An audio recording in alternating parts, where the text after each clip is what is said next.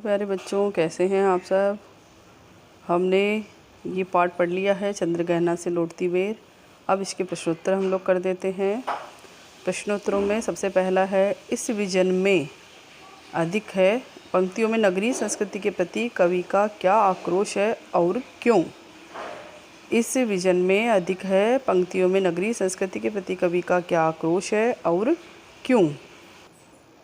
उपर्युक्त पंक्तियों में कवि ने नगरों की व्यवसाय प्रधान संस्कृति पर हल्का सा व्यंग्य किया है। उनके अनुसार नगर के लोग व्यापार को महत्व देते हैं। व्यापारिक मनोवृत्ति वाले व्यक्ति हर वस्तु को लाभ हानि की तराजू पर तोलते हैं। वे प्रेम और सौंदर्य से बहुत दूर हैं। वे प्रकृति से भी कट चुके हैं। कवि इसे नगरीय संस्कृति का दुर्भाग्य मानते हैं। प्रश्न नंबर 2।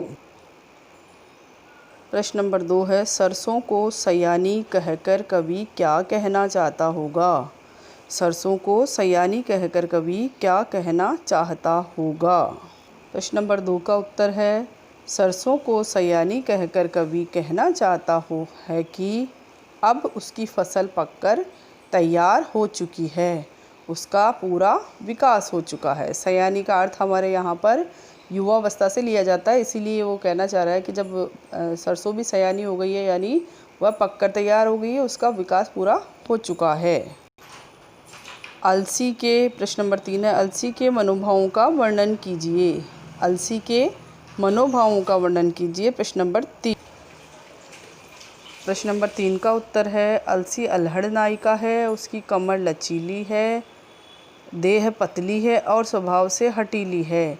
उसने अपने शरीर पर नीले फूल धारण किए हुए हैं, मानो वह सबको प्रेम का खुला निमंत्रण देकर कह रही है, जो भी मुझे छुए मैं उसे अपना लूँगी। अलसी के इस तरह के भाव व्यक्त हुए हैं। अलसी को अल्हड़ नायिका के समान बताया गया है। प्रश्न नंबर, अलसी के लिए हठीली विशेषण का प्रयोग क्यों किया गया है। अलसी के लिए हठीली विशेषण का प्रयोग क्यों किया गया है। अलसी के लिए हठीली विशेषण का प्रयोग किया 2 कारणों से किया गया है। एक तो वह अपनी पतली देह के साथ साथ बार बार झूमती है, झुकती है और फिर से खड़ी हो जाती है। मतलब जैसे हवा चलती है तो उसी हवा के साथ वह कभी इधर लहराती है और कभी इधर लहराती है। और दूसरा है कि वह चने के खेत में हठपूर्वक अपने आप उगाई है। खेत तो चने का है, परंतु वह हठपूर्वक उस चने के खेत में भी उगाई है, इस कारण से उसे हठीली विशेषण दिया गया है। प्रश्न नंबर 5, चांदी का बड़ा सा गोल खंभा में कवि की किस सूक्ष्म कल्पना का आभास मिलता है। चांदी का बड़ा सा गोल खंभा में कवि की किस सूक्ष्म कल्पना का आभास मिलता है। प्रश्न नंबर जो 5 है, चांदी का सा गोल खंभा ये क्यों कहा है कवि ने, तो पोखर के जल में सूर्य की किरणें सीधी पड़ती है तो ऐसा लगता है जैसे पानी के नीचे चांदी का सा बड़ा गोल खंभा हो। रंग, चमक और रूप की समानता के कारण इस कल्पना में कवि के सूक्ष्म ज्ञान का परिचय प्राप्त होता है, तो इसीलिए उन्होंने ऐसा बताया है। प्रश्न नंबर 6, कविता के आधार पर हरे चने का सौंदर्य अपने शब्दों में चित्रित कीजिए। प्रश्न नंबर 6 है, कविता के आधार पर हरे चने का सौंदर्य अपने शब्दों में चित्रित कीजिए। हरे चने के सौंदर्य को लिखते हुए कवि कहते हैं, उसके बारे में बताते हुए कवि कहते हैं, हरा चना आकार में ठिगना है, इसके सिर पर गुलाबी रंग के फूल उग आए हैं। वह फूल ऐसे लग रहे हैं जैसे उसने सिर पर गुलाबी पगड़ी बांध रखी हो।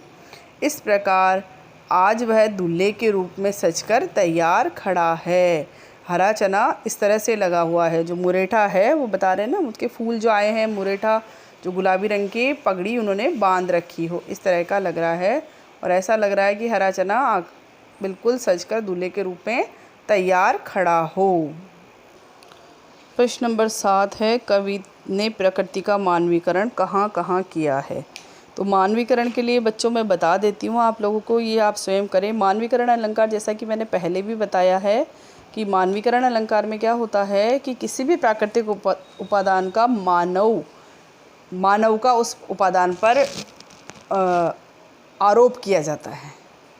प्राकृतिक उपादान पर मानव का आरोप किया जाता है। जहाँ जैसे यहाँ पर वो जो पंक्तियाँ हैं जहाँ पर चने को इन्होंने क्या बताया है, दूल्हा बताया है, तो मानवीय उपादान हो गए ना, मानवीय प्राकृतिक उपादान पर मानव का वहाँ पर आरोप हो गया। जैसे ये हरा ठिगना चना बांधे मुरेठा शीश पर, छोटे गुलाबी फूल का सजकर खड़ा है।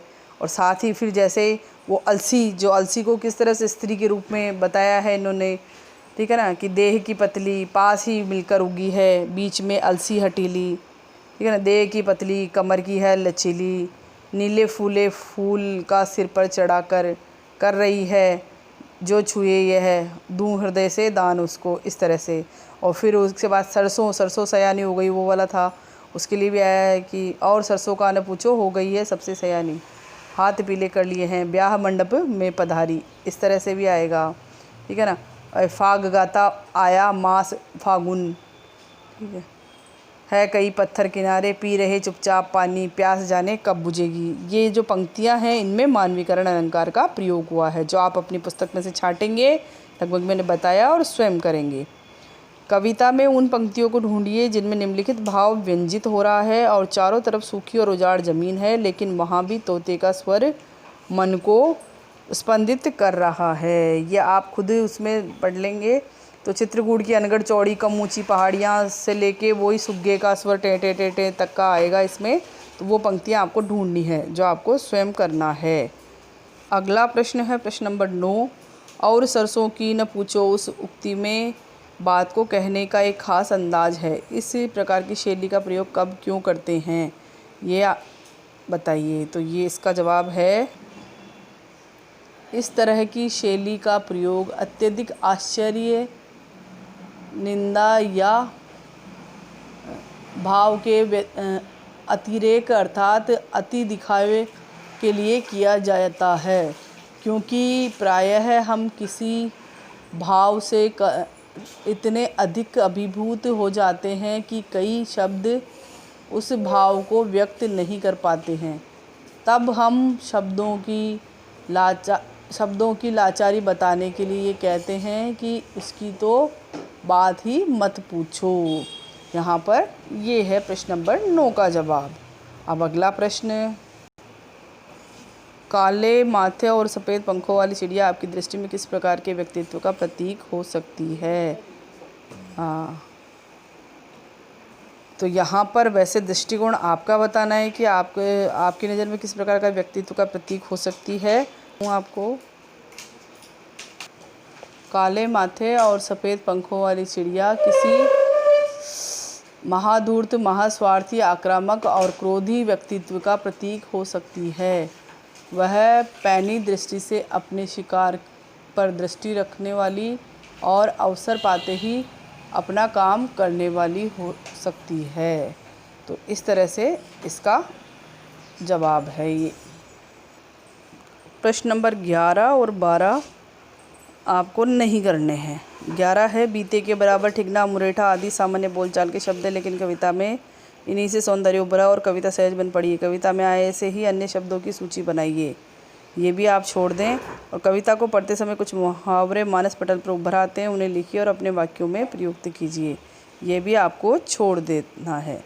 और ये जो अपठित कविता के आधार पर उसके नीचे दिए प्रश्नों के उत्तर कीजिए, ये आपको करना है पाठ्येतर सक्रियता में। इसको पढ़ के आपको स्वयं आपको इसका जवाब देना है।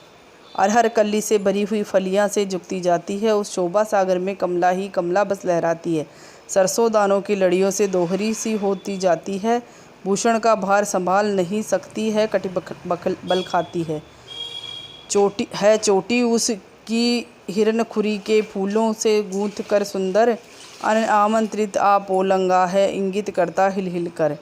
है मसे भीगती गेहूं की तरुणाई फूटी आती है, यौवन में माती मटर बेली अलियों में से आंख लड़ाती है। लोले लोले व घने चने क्या बने ठने इटलाते हैं।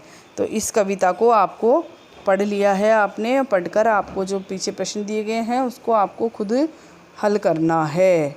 अब आगे मैं थोड़ा सा गृह कार्य आप लोगों के लिए दे रही हूँ, तो वो गृह कार्य आप नोट कर लें।